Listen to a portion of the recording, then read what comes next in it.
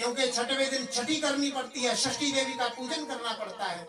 जब बोए बोलो हमारे भाई बोलते ना, जिसको गोबर की बनती है षष्ठी माँ, तो छठे दिन पिता को कोई सूतक नहीं और पहले दिन भी पिता को कोई सूतक नहीं लगता। ऐसा शास्त्रों का वचन है, संतोष में पढ़ा है। पितृदेवार्चनम, पहले अपने पितरों के आशीर्वाद प्राप्त करने के लिए पितरों के निमित्त श्राद्ध आदि किया, अन्नदान किया, फिर देवताओं का अर्चन किया। धेनुनाम नियुते पादत विप्रेभ्य समलंकृते, और ब्राह्मणों को अलंकृत करके मारा। गौ ऐसी नहीं थी कि भैया कूड़ी हो गई है, अब तू तो दे दीदा छोटी कोई पढ़ तो कही दियो, बोलो गोविंद भगवान की। ऐसे नहीं, समलंकृत, अलंकृत करके उस गौ को अलंकृत किया, भाव के साथ ब्राह्मणों को दान किया। तिलाद्रीन सप्तरत्नौघा शातकुंभावरावृता, 7 तिलों के पर्वत भाव के साथ विशाल पर्वत बनाए, तिलों के 7 पर्वत को दान किए। यहाँ पर तिलों में पर्वतों से मतलब है दीपक जी, ऐसे तिल के ढेर लगाए गए जिनके पीछे व्यक्ति खड़ा हो जाए और वो दिखाई ना दे। कुछ लोग पूछते हैं कि पंडित जी 7 पर्वत तो बहुत होते हैं, भैया इतने तिल कहाँ से ले आए? तो पर्वतों का तात्पर्य यहाँ पर है, जिन तिलों का ढेर लगाया जाए, एक ढेर लगाया जाए, उसके पीछे पंडित जी बिल्कुल छुप जाएं, दिखाई ना दे, तो ऐसे 7 तिलों के ढेर दान किए। विपरेभ्यात् समलंकृता, सर्वप्रथम ब्राह्मणों को बुलाकर दान दिया गया, खूब अच्छे तरीके से खूब दान दिया गया। और शास्त्र भी यही कहता है, माताओं बहनों याद रखना, आप ही धर्म में अपने पतियों को प्रवृत्त कर सकते हैं, ये आपका जिम्मा है और किसी का नहीं। न विप्रपादोदक कर्दमानि, न वेद शास्त्राध्वनि गर्जितानि, स्वाहा स्वधा कार विवर्जितानि, शमशान तुल्यानि गृहानि तानि। अंकल क्या कह रहे? न विप्रपादोदक कर्दमानि, जिस घर में विप्रपादोदक कर्दमानि, जिसके घर में ब्राह्मणों के चरण धुलाए नहीं जाते। न वेद शास्त्र ध्वनि गर्जितानि, जिसके घर में वेदों का शास्त्रों का वाचन नहीं होता। स्वाहा स्वधा कार विवर्जितानि, जिनके घर में स्वाहा अर्थात यज्ञ नहीं होता, स्वधा जिनके घरों में पितरों का तर्पण नहीं होता। शमशान तुल्यानि गृहानि तानि, कहते हैं बाबा वो घर घर नहीं, वो तो शमशान है। बोलो गोविंद भगवान की। खूब बाबा ने आनंद से दान किया, भाव के साथ खूब ढोल बजे, खूब नगाड़े बजे। मंगल में अमंगल की आशंका होती है, हमारा होती है ना। घर में कभी मांगलिक कार्य हो रहा हो, अंदर किसी दूल्हे को तैला भंग हो रहा हो, तेल पड़ रहा हो, माताएं क्या कहती हैं अंदर से? नगाड़े दे तो देते बाजड़े बोलते हैं ना। कौन है नगाड़े बजाने वाला? बाजड़े दे दे नगाड़े। तब कोई नहीं होता तो बच्चों के हाथ में किसी और के हाथ में ढम ढम ढम तो शब्द ही हो जाए, मंगल शब्द। इसलिए इनको मंगल वाद्य कहा जाता है। अब कोई बेटा इकलौता है भाई जी, उसका विवाह हो रहा है, खूब माता उसको तिलक कर रही है, सिहरा बंधा हुआ है, माता पुत्र को विदा कर लिए, जल्दी जा बहू को लेकर आ। इतना कह ही रही थी, उतने पड़ोसन ने छींक दिया महाराज। माता के मुंह से क्या निकलेगा? होठी होठी कर दिया, वो चला के छींक दिला दिया, ऐसा ही बोले। अब शगुन कर दिया, छींक को अब शगुन मानते हैं ना जी, अब शगुन मानते हैं ना, अब छींक दिया।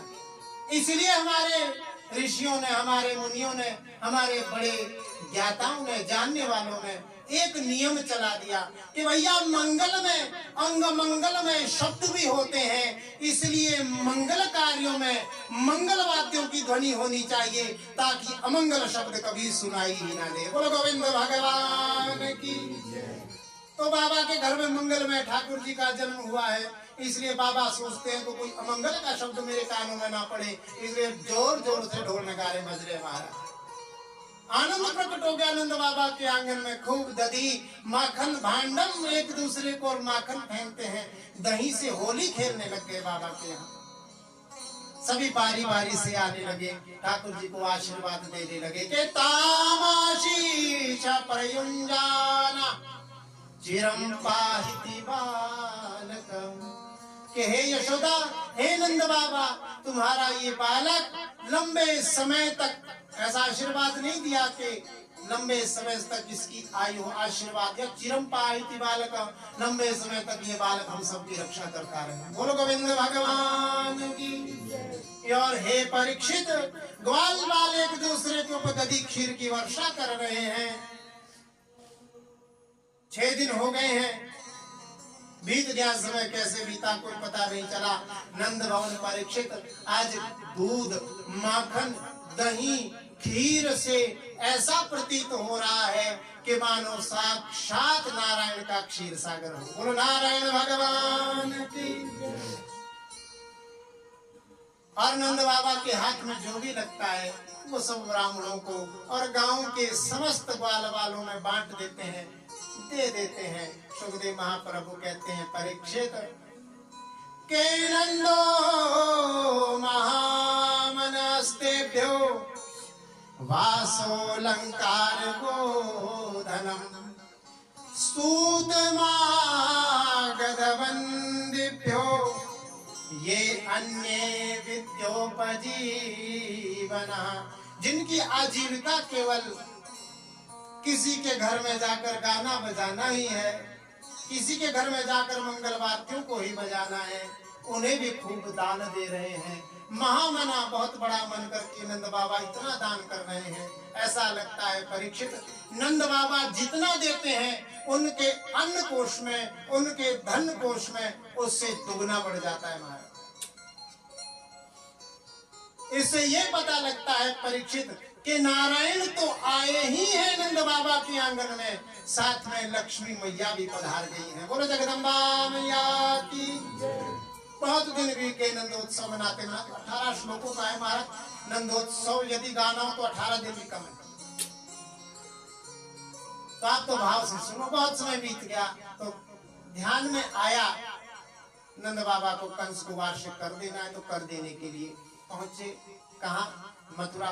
मथुरा में कर दिया। वसुदेव जी से वहां भेंट हुई। तो इधर कंस ने क्या कहा था कि जितने भी बालक अभी अभी पैदा हुए हैं 1 महीने के भीतर, उन सबको मार दो। तो मारने के लिए पूतना को भेजा, और पूतना को मारने के लिए भेजा। ये पूतना परीक्षित अपने स्तनों पर कालकूट विष लगाकर आई थी। के कंसेन प्रहिता घोरा पूतना बाल घातिनी, छोटे छोटे बच्चों को मारने वाली ये पूतना अपने स्तनों पर कालकूट विष लगाकर आई और वहां पर बहुत से बालकों को अपना विष भरा दूध पिलाया, उन्हें मारने लगे। अंत में जब उसने देखा कि नंद बाबा के आंगन में आनंद हो रहा है, खुशी के हिलोरे से नंद बाबा का आंगन फूले नहीं समा रहा, तो इसने क्या किया कि अपना लक्ष्मी के समान सुंदर स्वरूप बना लिया। अब मैं क्या कहूं, यहाँ पर सुखदेव भगवान ने जो पूतना के सौंदर्य का वर्णन किया है ना दीपक जी, मैं बता नहीं सकता कैसा, इतना सुंदर वर्णन किया है। और यहाँ से ज्ञात होता है कि सुखदेव बाबा का साहित्य कितना जोरदार था।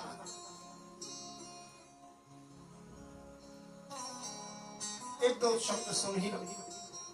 सुखदेव महाप्रभु कह रहे हैं कि पूतना इस प्रकार से ज्ञात हो रही है, उसकी अलकें, उसकी जटाएं, उसके जो बाल हैं इस प्रकार से प्रतीत हो रहे हैं जैसे आकाश में बादलों के बीच में अनंत बिजली चमकती है। उसका मुख कमल इस प्रकार से शोभा पा रहा है मानो साक्षात लक्ष्मी चली आ रही है। एक एक अंग के स्वरूप का वर्णन किया है सुखदेव महाप्रभु। इस प्रकार से वर्णन किया वहां पर। और ग्वाल वालों ने जब उस पूतना को देखा तो उस पूतना को देखकर मन में सोचने लगे कि नंद बाबा के आंगन में लक्ष्मी साक्षात क्रीड़ा कर रही है, नंद बाबा के आंगन में धन की कोई कमी नहीं, इतनी सुंदर गोपी कहां से आ गई, लगता है ये साक्षात लक्ष्मी ही है, इतना सुंदर स्वरूप बना है।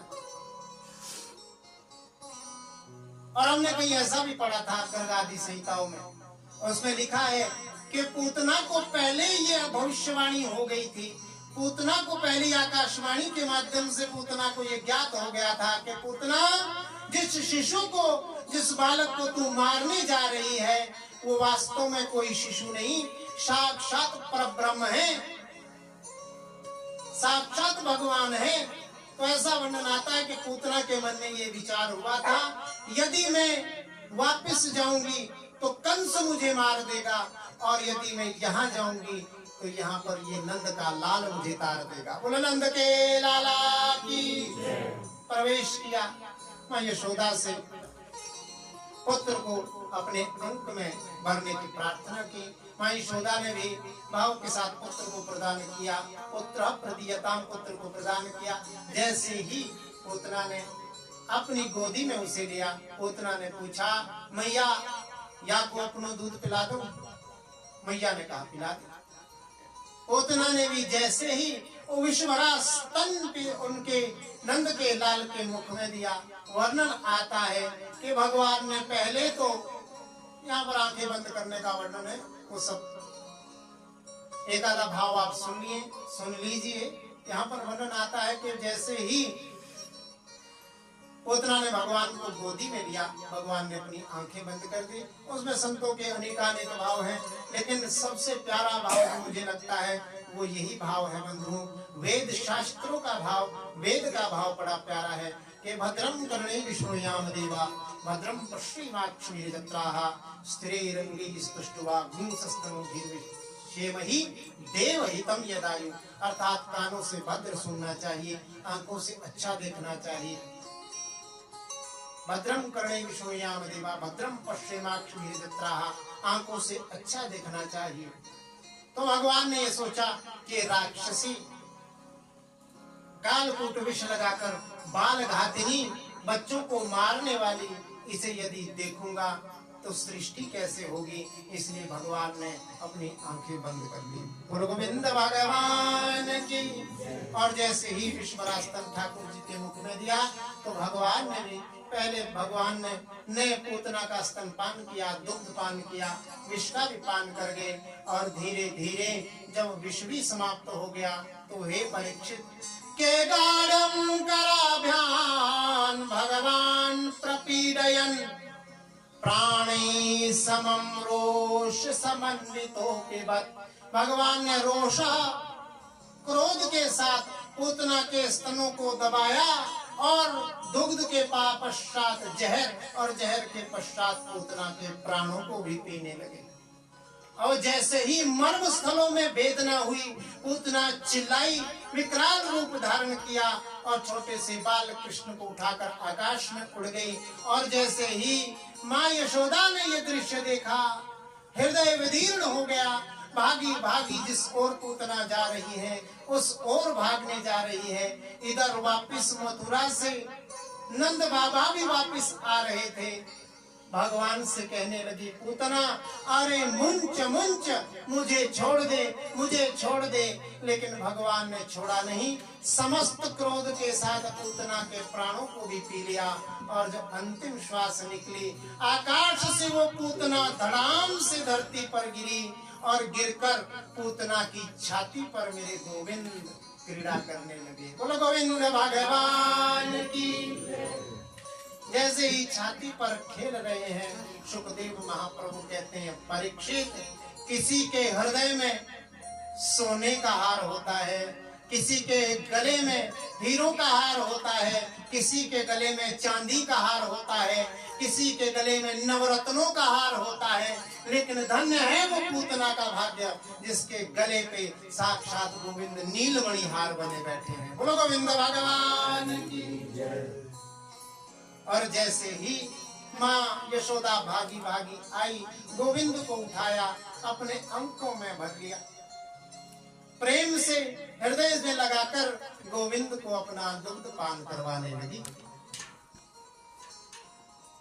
ऐसा ही भाव है, भाव के साथ ऐसा ही है। और समय बीतता है। परीक्षित वर्णन आता है, बहुत लंबा यहाँ पर वर्णन है, तो आप तो इतना ही श्रवण कीजिए कि पूतना के शरीर को, इतना लंबा इसका शरीर था, इतना बड़ा इसका शरीर था, 6 कोस, 1 कोस होता है 3 किलोमीटर का, आइडिया लगा लो महाराज। गोविंद भगवान की 18 किलोमीटर लंबा इसका शरीर महाराज। सारी लकड़ियां वो जंगल ध्वस्त हो गया जहां पर ये गिरी, मानो पूतना ने स्वयं अपने अंतिम संस्कार की व्यवस्था की। और हे परीक्षित, जो भी जब इसका अंतिम संस्कार किया गया टुकड़े टुकड़े करते हुए, तो हे परीक्षित इसके शरीर से सुगंध निकली।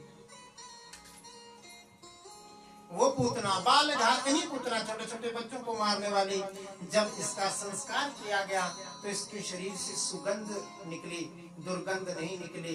परीक्षित ने पूछा, हे सुखदेव महाप्रभु, वो बच्चों को मारने वाली वो राक्षसी, वो पूतना, उसके शरीर से सुगंध कैसे निकली? तो भगवान कहते हैं, परीक्षित के जा पर कृपा राम की होई, जिस पर गोविंद की कृपा हो गई, जिसके ऊपर ठाकुर की कृपा हो गई, जिसका आशीर्वाद स्वयं नीलमणि भगवान जिसकी छाती पर बैठे हो, जिसका दुग्ध पान किया हो, बेशक चाहे वो विष पिलाने के बहाने ही भगवान ने तो उसका दुग्ध पिया था ना, इसलिए वो तो भगवान की माता के तुल्य हो गई। इसलिए यही वर्णन आता है यहाँ पर, के अहो बकीयम स्तन काल कूटम जिघांसयाप्ययदप्यसाद्री लेभे गतिम धातृजतां ततोन्यम कम वा दयालुं शरणं व्रजेमा। अहो बकीयम स्तन कालकूटम, इससे बड़ा भाग्य और क्या होगा माताओं बहनों? इससे बड़ा भाग्य क्या होगा कि अहो बकीयम स्तन कालकूटम, वो बकी जो अपने शरीर पर कालकूट विष लगाकर भगवान को मारने आई थी, भगवान ने धातृजतां ततोन्यम, अपनी माता से भी ऊंची गति उस राक्षसी को प्रदान की। कम वा दयालु शरणं व्रजेमा, कौन ऐसा दयालु होगा महाराज? अर्थात कोई नहीं, गोविंद से बड़ा कोई दयालु नहीं। बोलो गोविंद भगवान की।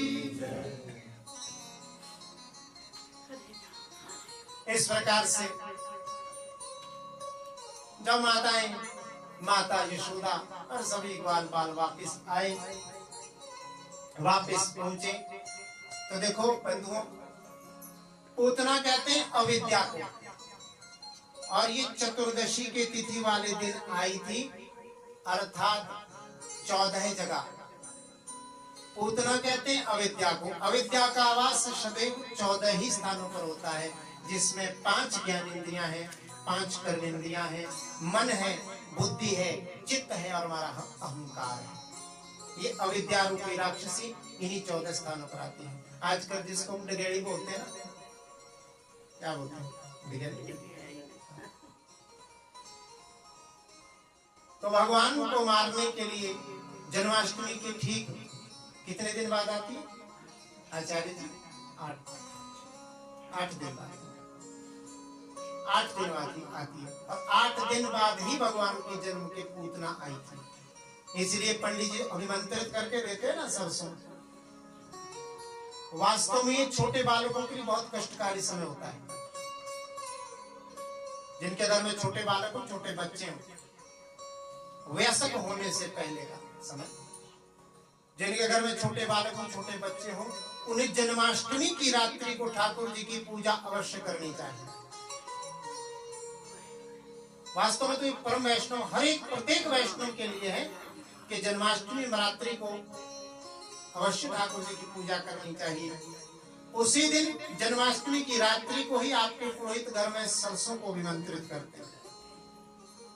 और फिर ठीक 8 दिन बाद जब वो डगेली का समय आता है, उस दिन वो आपको सरसों दिया जाता है। कई माताएं बहनें में फोन करती हैं, संतोष भाई के पंडित जी से डगेली सरसों दे खुशी किसी कहीं कहीं भूल जाते हैं ना महाराज,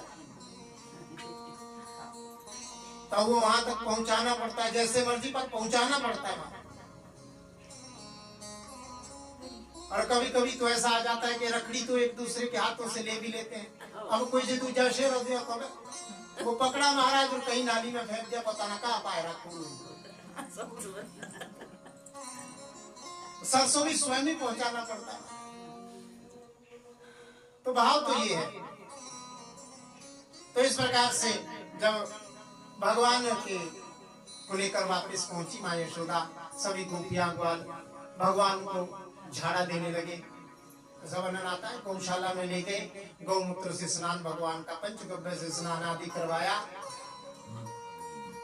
स्नान आदि करवाने के पश्चात गौ माता की पूंछ से भगवान को झाड़ा दिया गया। और हमारे ठाकुर जी हंसने लगे। और झाड़ा किन मंत्रों से याद रखना माता बहने, घर में किसी बालक को कभी आए बलाए कोई लग जाए, बच्चा कोई रोना प्रारंभ कर दे, पहाड़ी गाय हो, जर्सी गाय नहीं, पहाड़ी गाय का गौमूत्र लाओ, छीटा दो गौ माता का, उस गौमूत्र का, और 7 बार गाय के पूंछ से बालक को झाड़ा दे दो। मंत्र हम बताए देते हैं महाराज। यहाँ पर श्रीमद् भागवत महापुराण के 10वें स्कंद के पूर्वार्ध के 6 श्लोक 24, 25, 26, 27, 28 और 29, इन श्लोकों को जप लेना। इन श्लोकों को कहते कहते बालक को झाड़ा देना, बालक की सारी अलाय बलाय दूर हो जाएगी। बोलो गोविंद भगवान की। 1-2 श्लोक श्रवण करो। के इंद्रियाणि ऋषिकेश प्राणा नारायणो वतु श्वेत दीपा पतिश्चित्तम मनो योगेश्वरो वतः। अर्थात इंद्रियों की रक्षा मेरे बालक क्या ऋषिकेश भगवान करें, प्राणों की रक्षा मेरे बालक के नारायण भगवान करें, श्वेत दीप के निवासी पति स्वामी मेरे बालक के चित्त की रक्षा करें, और मन की रक्षा योग योगेश्वर भगवान श्री कृष्ण करें। बोलो गोविंद भगवान की। भगवान ने सोचा मेरा इनाम से मेरे को झाड़ा दे देना, लेकिन वास्तव में यही बात है। शास्त्र कहता है, गोस्वामी तुलसीदास बाबा कह रहे हैं के कहूं कहाँ लगी नाम बड़ाई, राम न सकहीं राम गुण गाई। कहाँ कहूं लगी नाम बड़ाई, भगवान कहाँ समझते हैं अपने ही नाम की इतनी उनकी महिमा है। भगवान की महिमा नहीं जितनी भगवान के नाम की महिमा है। संतों के चरणों की महिमा नहीं जितनी संतों के चरणों के रज की महिमा है। कभी ऐसा सुअवसर मिले ना, कोई महापुरुष कोई संत सामने आ जाए, आप सोचें कि इनके पैर छूने थे, तो याद रखना संत के चरण की इतनी महिमा नहीं है, संत के चरण की रज की जितनी महिमा है। चरण रज, उस माटी को उठा लेना जहां से संत गुजरे हैं, उस संत के चरण की रज को उठा लेना, अपने माथे से लगा लेना, सोई कल्याण हो जाए।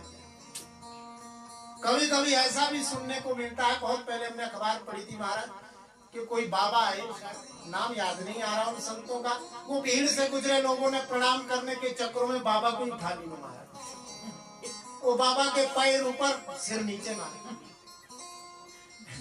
तो ऐसा प्रणाम नहीं करना जिससे परिणाम खराब हो जाए, ऐसा प्रणाम करना जिससे प्रमाण आपको दिखे, और प्रमाण यही है क्या, संतों के रज की जो महिमा है वो और कहीं महिमा नहीं है। इसलिए हे परीक्षित, केतात पूतना मोक्षम कृष्णस्यार्भकम अद्भुतम शृणुया श्रद्धया मर्त्यो गोविंदे लभते रतिम। हे परीक्षित, एतत् पूतना मोक्षम, इस पूतना मोक्ष की कथा को जो भी जिस भाव से श्रवण करता है, श्रद्धा से भगवान उसकी समस्त मनोकामनाएं पूर्ण करते हैं और अंते मर्त्यो गोविंदे लभते रतिम, अंत में गोविंद के चरणों में उसकी रीति होती है, प्रीति होती है, अर्थात गोविंद के चरणों से प्राप्त होते हैं। बोलो गोविंद भगवान की। अनेकानेक भगवान की लीलाएं बंधु, करवट बदलने का उत्सव, शकट भंजन का, शकटासुर का उद्धार, अनेकानेक लीलाएं। और बंधुओं ऐसा है कि जब भगवान ने कभी भी जन्म लिया, चाहे अवतार लिया, चाहे राम रूप में लिया हो, चाहे कृष्ण रूप में लिया हो, हमारे भोले बाबा अवश्य दर्शन करने आए हैं। बोलो शंकर भगवान की। भगवान अब मुझे मुस्कुरा रहे, मुझे देखकर संतोष जी, क्योंकि उन्होंने कहा था कि बाकी कुछ सुनाना नहीं सुनाना, पर बाबा का जब आए थे ना, बस वो जरूर सुना, शंकर भगवान का सुना। तो आओ भाव से सुनते हैं कि भगवान के जितने भी अवतार में बंधु भोले बाबा अवश्य ही आए हैं। तो आज भोले बाबा के मन में ये विचार हुआ कि छोटे से लल्ला के रूप में, बालक के रूप में मेरे ठाकुर ने, मेरे नारायण ने अवतार लिया है, उनके दर्शन करने जाना चाहिए। आज बाबा ने वेश बदल लिया, वेश बदल कर शंकरानंद स्वामी बन गए, लेकिन भगवान के मिलन की उत्सुकता में, प्रेम में ये भूल गए कि गले में सर्प रह गया, कानों में बिच्छू रह गए। महाराज बोलो गोविंद भगवान की।